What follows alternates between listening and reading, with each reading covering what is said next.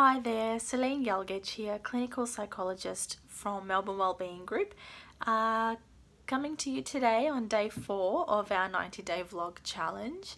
Today I'm going to be talking to you a little bit about the concept of mind as descriptor rather than evaluator. What could I possibly mean by that? Well, our mind, or our brain, whatever we want to call it, is really a creature of habit, to be honest. It likes to do things efficiently. It's an information processing machine. It's constantly receiving information from the external environment. So, what can we see? What can we hear? What can we feel? Can we taste anything? Can we smell anything? So our 5 senses collect information from the external environment, bring it into our body. Our brain then converts that information and we process it in some kind of way. Now, as you can probably tell, we're being bombarded by information all the time. So it's about then up to our brain to, funnel that information and pay attention to what's meaningful and let go of things that aren't meaningful.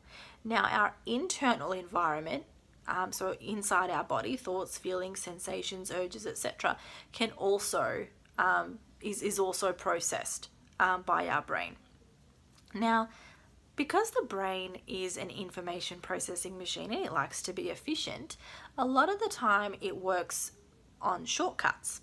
So if I said to you, I went to a restaurant on the weekend and it was filthy, that word filthy is a shortcut of a description of roughly what that restaurant looks like. So you'll have a bit of an idea, and yes, my version of filthy might not be the same as yours, but you'll have a rough idea as to what I mean by that. So that evaluation or that judgment of the word filthy creates this shortcut for you to understand what I mean by that.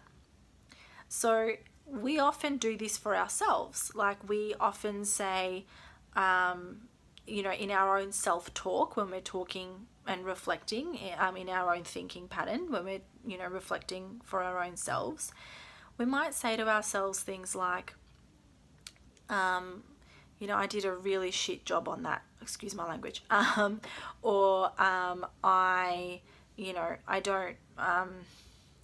don't feel, I feel bad, I don't feel too good, therefore my life must be going fairly crappy right now.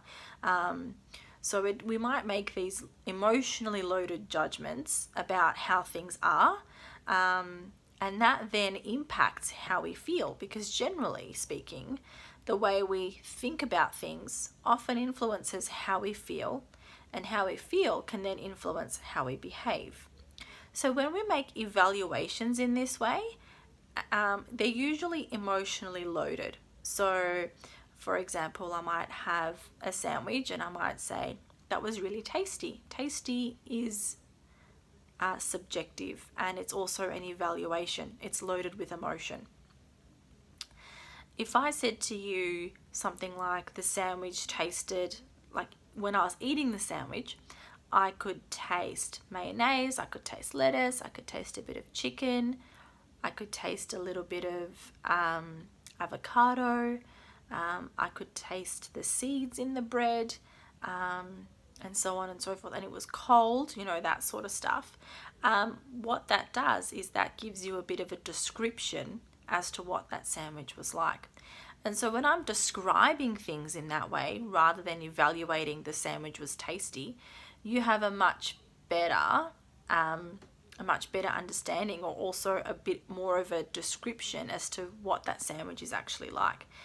Basically, the same can go for unhelpful thoughts that we might experience. So for argument's sake, if I'm experiencing a whole lot of unhelpful thoughts that are really full of evaluations about myself, or about the world, or about other people, so those 3 areas, or about the future even, then I'm more likely to feel an unhelpful set of emotions. So really they're unhelpful because you've got to ask yourself, how is what I'm thinking and what I'm feeling in this moment helping me get to where I want to be? Usually unhelpful emotions and unhelpful thoughts can create a barrier to achieving things that we want to be able to achieve. Now, don't get me wrong, we need to feel. Emotions are important. We absolutely need to pay attention to them. But at the same time, sometimes our emotions can get us stuck.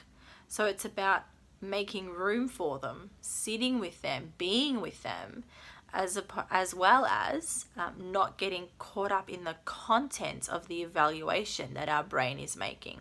So if we can enter into more of a descriptive state, then that usually can be a little bit more effective, because what that does is it places a healthy gap between you and any unhelpful thoughts that are coming up, and it starts to remove the intensity.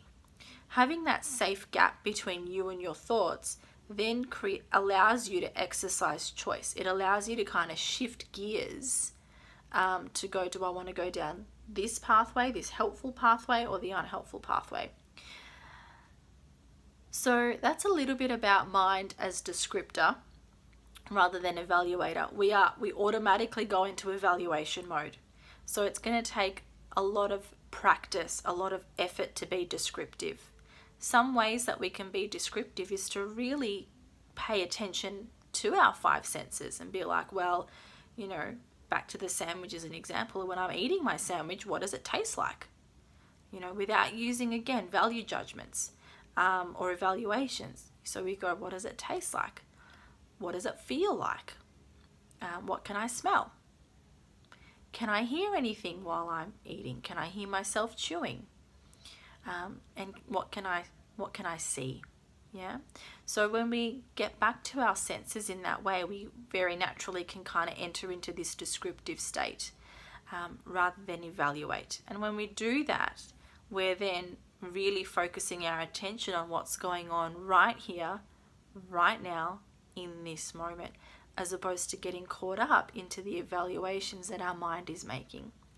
When we get caught up in evaluations, we get hooked a lot easier. And when we get hooked, it's a lot easier to go down that rabbit hole of despair, of anxiety, whatever it might be. So that's a little bit about mind as descriptor and evaluator, and I hope you found it helpful. If you have any questions, don't hesitate to drop them in the comment section below. And if there are any other topics that you want to know about, please also don't hesitate to give us some suggestions. Thank you for watching, thank you for listening, and we'll catch you next time.